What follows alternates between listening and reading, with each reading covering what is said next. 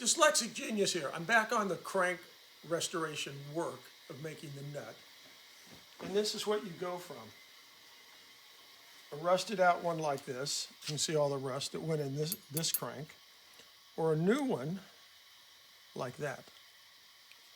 You have to have a lathe to make them. But also, what I did was, to make the slot, oh man, the slots look both the same size. Well, a hacksaw blade does that. So what I did was, I marked straight across here with the lathe and the cutting tool. So it'll put it exactly in the center for you. Then I just mounted it into the handle.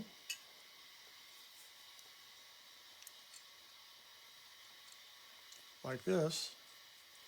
Then I just mounted it into the vise, lined up the line, and hit it with a hacksaw, and it'll be the same width as the original.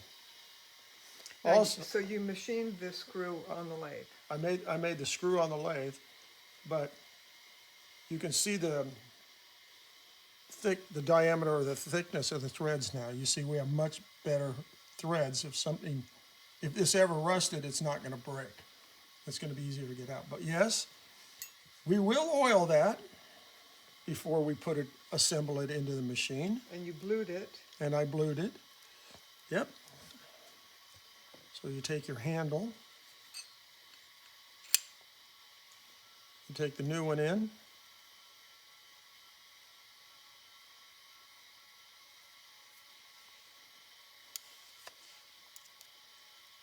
And you just run that down. Till it stops, give it a tick, and there you go. You have a brand new handle. It's been re-nickeled, and it works very well. And now we're ready to go. But you always have to take these apart and check for rustness, because sometimes these break. And you go, well, you know, I have this crank, it's looking pretty pitted. Yeah, I think I better have this re-nickeled. You know, and they do rust in here, and you want to get this rust out. You can see the roughness in here.